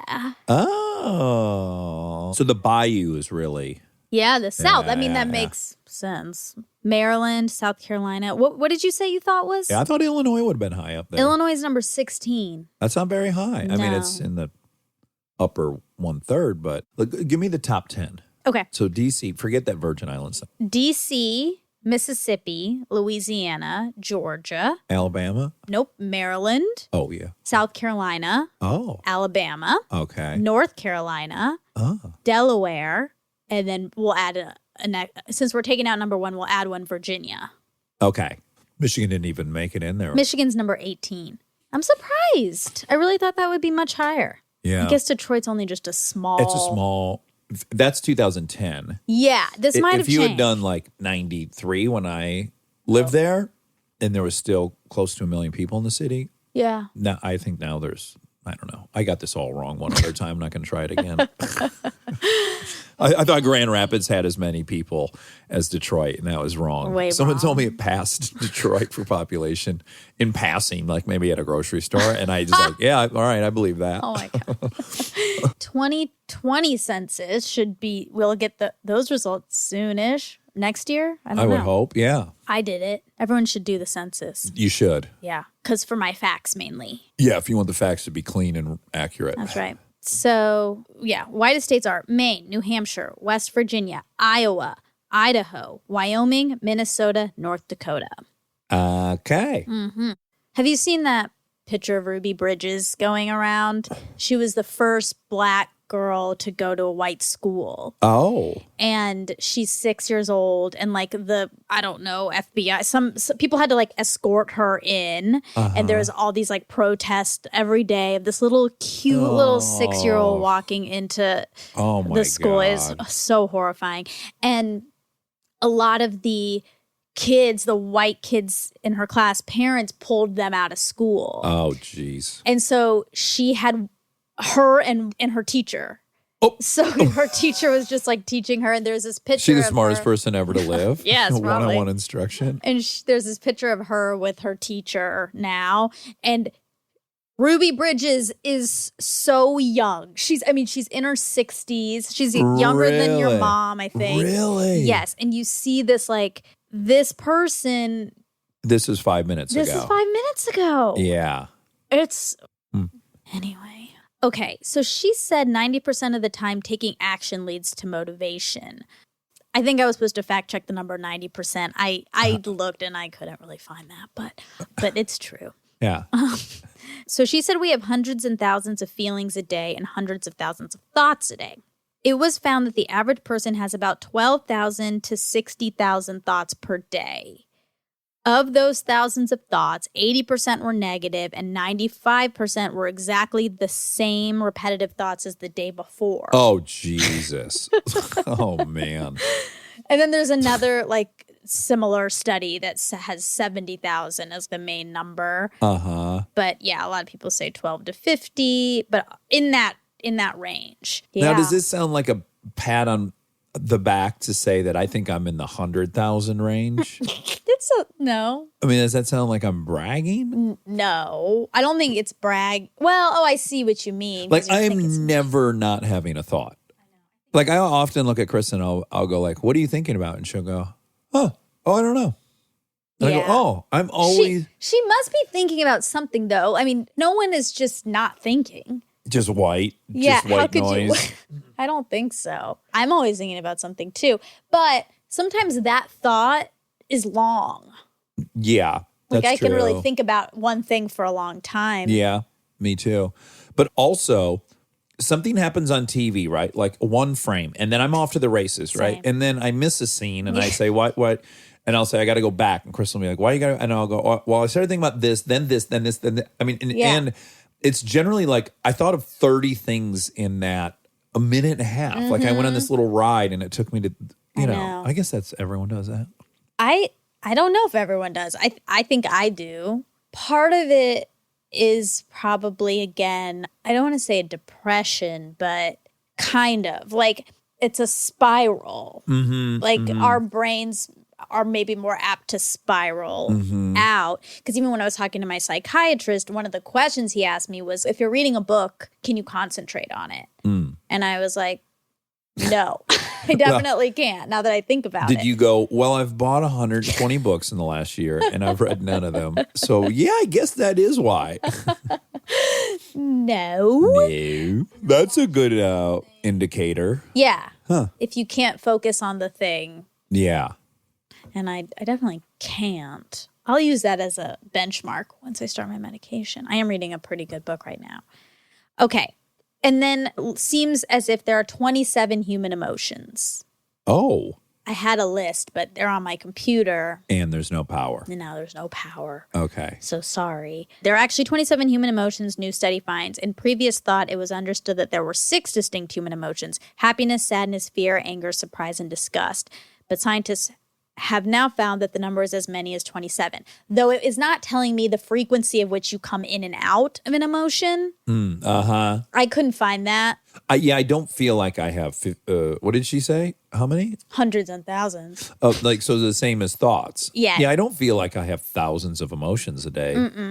Maybe I'm dead. No, I think it's supposed to be less. I think that would be really not good if you had a thousand a jackhammer of emotion all day. Exactly. Well, and I guess some people do, and that's when to seek some help. Yeah. So that's all for Nina. That's all for Nina? Yeah. Well, I really, really like her.